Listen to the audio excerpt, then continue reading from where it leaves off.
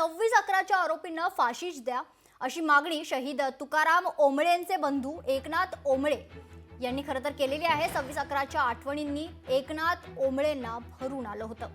एकनाथ ओंबळे यांच्याशी बातचीत केली आहे आमचे प्रतिनिधी उमेश करंजकर यांनी।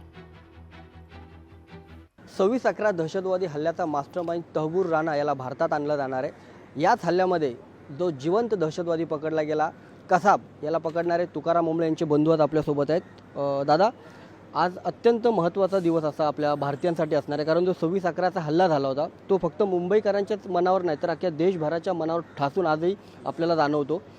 त्याच हल्ल्याचा जो मास्टरमाइंड आहे तहबूर राणाला भारतात आणलं जाणार आहे, कसं बघताय सगळ्या पूर्ण घटनेकडे? निश्चितपणे फार आनंदाची गोष्ट आहे, चांगली उपलब्धी आहे आपल्या सर्व भारतवासियांसाठी। निश्चितपणे या संपूर्ण हल्ल्याचा जो मास्टरमाइंड होता हेडली आणि त्याचा हा प्रमुख साथीदार तहबूर राणा, आणि त्याच्यामुळे तो भारतात त्याला आणलं जातं आहे आणि त्याच्यामुळे फार आनंदाची गोष्ट आहे। जसं 26/11च्या हमल्यामध्ये सन्माननीय वकील उज्ज्वल निकम साहेब यांनी फार चांगल्या पद्धतीनं आपली बाजू मांडली आणि कसाबसारख्या टेररिस्ट आतंकवाद्याला फाशीपर्यंत पोचवलं, त्याच पद्धतीनं या तहबूर राणाच्या बाबतीत ज्या काही न्यायालयीन प्रक्रिया आहेत त्या लवकरात लवकर पूर्ण करून, कारण 16.5 वर्षामध्ये बऱ्याचशा गोष्टी आपल्या समोर आलेल्या आहेत।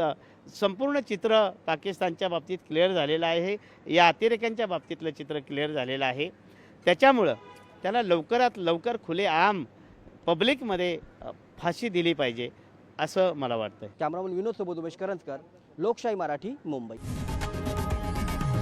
लोकशाही मराठी, ऐका, पहा, जागरूक रहा।